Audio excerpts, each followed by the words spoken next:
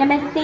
परम ब्रह्म ओम विद्यालय माँ शारदा आश्रय में भारती एंड यहाँ पर जो उपस्थित है मेरे सम्मानीय अतिथिगण और मुझे भाषण देने के लिए अनुप्राणित करने वाले मेरे प्रिय छोटे बड़े शिशु भाई बहन को मैं अपना स्नेह और अभिनंदन जनाती हूँ। आज इस मंच में मुझे कुछ कहने के लिए अधिकार मिला है तो मैं खुद को गर्व अनुभव करती हूँ। आज मैं अशीमा बल आपको बताने जा रही हूँ। मेरे विषय वस्तु में मेरा क्लास 6 है और मैं सरस्वती शिशु विद्या मंदिर शारदा नगर या दौलताबाद से आई हूँ। तुम मुझे खून दो, मैं तुम्हें स्वाधीनता दूंगा। ये कौन बोला है? ये बोला है मेरे फेवरेट सुभाष चंद्र बोस, जिन्होंने हमारा देश के लिए इतना लहूलुहा हुआ है, इतना बार जेल जाया गया है और इतना लहूलुहा हुआ है, उसका जवाब ही नहीं। और ये इतना इंटेलिजेंट थे और उनका बुद्धि इतना जगह पर बहुत ही अच्छा से प्रयोग करते थे, तो मेरे लिए तो वो फेवरेट है। और चलो टॉपिक के बाद चलते हैं। सुभाष बोस गांधी जी को बहुत ही प्रशंसक थे, उनका बहुत बड़ा प्रशंसक थे। राष्ट्र के पिता सुभाष बोस ही गांधी जी को उपाधि दिया था और उनका वो बहुत बड़ा प्रशंसक है। बट उनका जो अहिंसा नीति था उनको अच्छा नहीं लगता था। वो तो सुभाष चंद्र बोस थे हिंसा नीति का और वो अहिंसा नीति को नहीं पसंद करते थे। वो जानते थे कि इतना देश की इतना राष्ट्रीय बड़ा स्वाधीनता को एक अहिंसा के द्वारा नहीं विकसित करना होगा। इसके लिए तो हिंसा चाहिए और इसके लिए बहुत सी जान लेने पड़ेंगे और बहुत सी बलिदान देने पड़ेंगे। ये सब तो टॉपिक बाहर है। चलिए देखते हैं। मैं आज वक्तव्य में आरंभ करती हूँ 23 जनवरी 1897 को। और जब उड़ीसा के कटक जिला में ओडिया बाजार के जानकीनाथ भवन में हमारा जो सुभाष चंद्र बोस है उनका जन्म हुआ था। और वो नवम बच्चे थे। उनके पिता माता का 14 बच्चे थे। वो नवमतम थे और उनके पिता का नाम जानकीनाथ बोस और उनके माता का नाम प्रभावती बोस था। और वो बचपन से ही अपना पढ़ाई में बहुत ही लग पड़े थे और अपनी पढ़ाई में बहुत ही मन ध्यान करते थे। और वो क्या कहते हैं ना, सबका सहायता करते थे, सहयोग करते थे और सबका बात भी बहुत मानते थे। और बचपन से ही वो स्कूल के फर्स्ट दिन से ही उनको जो स्कूल में जो टीचर्स है ना उनके फेवरेट हो गए थे। और स्कूल में वो उनको सभी अच्छे पसंद करते थे और वो भी सबको पसंद करते थे। और चलिए देखते हैं वो हमारे भारत के लिए क्या करे हैं। वो हमारे भारत के लिए बहुत कुछ करे हैं। उनका शिक्षा या उनका पाठ पढ़ाई इंडियन स्टेट यूरोपियन स्कूल से हुआ था। और जो यूरोपियन स्कूल है ना इसमें वो बहुत ही परिचित थे।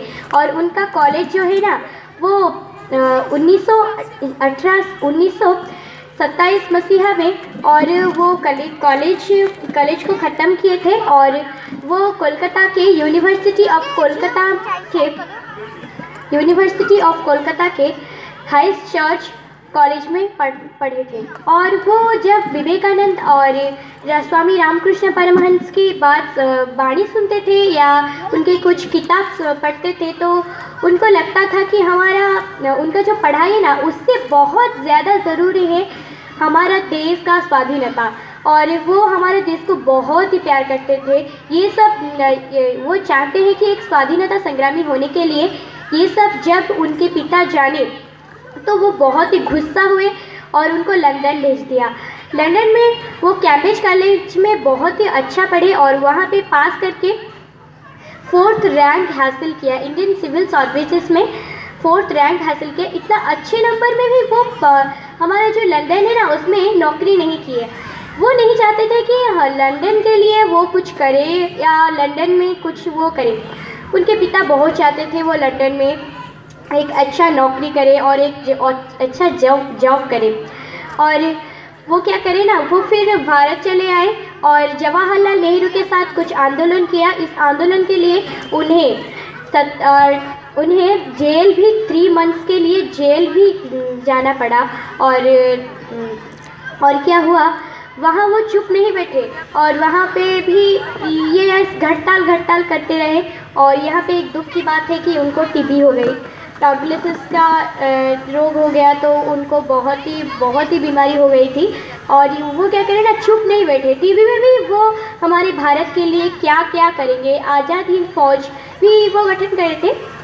और जय हिंद जय हिंद जय हिंद बोल के ना वो जो अंग्रेजी शासक है ना, उनको भी हटा देते थे। और उसमें 3 इयर्स के लिए उनको भी निकाल दिया गया जेल से। और उसके बाद ये वे क्या करे, उसके बाद वो भी चुप नहीं बैठे, वो क्या करे ना, जर्मनी गए। और जर्मनी में जो था, जर्मनी को वो बोले, वो जानते थे कि लंदन की दुश्मन देश से ही हमारा भारत स्वाधीन हो सकता है। और वो जर्मनी गए और जर्मनी में वो जर्मनी सरकार भी बोले कि हाँ हम आपका सहयोग करेंगे। बट लंदन इतना निष्ठुर है कि वो जर्मनी को भी अटैक करके, और जर्मनी भी बहुत घायल हो गया, तो सुबह वहाँ से चले आए और जापान गए। जापान में भी बोले, प्लीज़ आप क्या हमारे भारत को कुछ 2800 कर सकते हो। जापान के प्रधानमंत्री भी हाँ बोले। और उसके बाद जापान ही भारत को सब अर्थ जुगाड़ किया। और क्या, और जापान के ऊपर भी लंदन एक बम प्रस्तावित किया और जापान भी पूरी तरह से घायल हो गया। और जापान ही हमारा देश के लिए कुछ भी नहीं कर सकता। वो हमारे देश को ना बहुत ही प्यार करते थे। और आजकल अगर आज़ाद हिंद फौज का नाम पड़े तो सुभाष चंद्र बोस का नाम ना आए, ये सब बिल्कुल भी संभव नहीं है। उनका नाम हमेशा आ जाता है और हमेशा उनका नाम हमारा जो आज़ाद हिंद फौज में रहता है, वो ही आज़ाद हिंद फौज का गठन किए थे। और वो दिल्ली चलो भी टाकरा दिए थे। और क्या बोले ना, मैं तो उनके बाद कुछ भी नहीं बोल सकती। वो हिंसा प्रकृति का है, ये सब वो महात्मा गांधी जब जाने कि वो हिंसा प्रकृति का है, तो वो उनको बहुत ही नफरत करने लगे। एक्चुअली महात्मा गांधी का बोलना था कि हमें अगर कोई थप्पड़ मारे तो हमें उसे थप्पड़ नहीं मारना चाहिए और एक गाल दिखाना चाहिए। बट ऐसा बिल्कुल भी सुभाष चंद्र बोस नहीं बोलते थे। बोलते थे कि अगर तुमको कोई थप्पड़ दे, तुम भी उसको थप्पड़ दो, तुम्हारे अगर राग होता है तो तुम सुझा लो। और क्या हुआ ना, और कुछ दिन बाद वो जापान का टोक्यो का ताइवान शहर को जा रहे थे और एक विमान दुर्घटना के कारण 15 अगस्त 1945 में उनका मौत हो गई। और बहुत ही दुखद घटना है कि इतना अच्छे लोगों को सिर्फ 48 साल में ही मृत्यु उनका हो गया।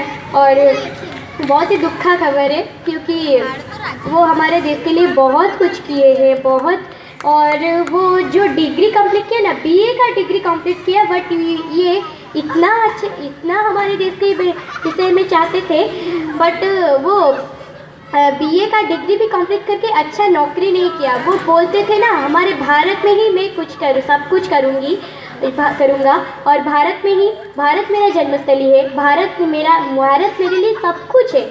धन्यवाद असीमा।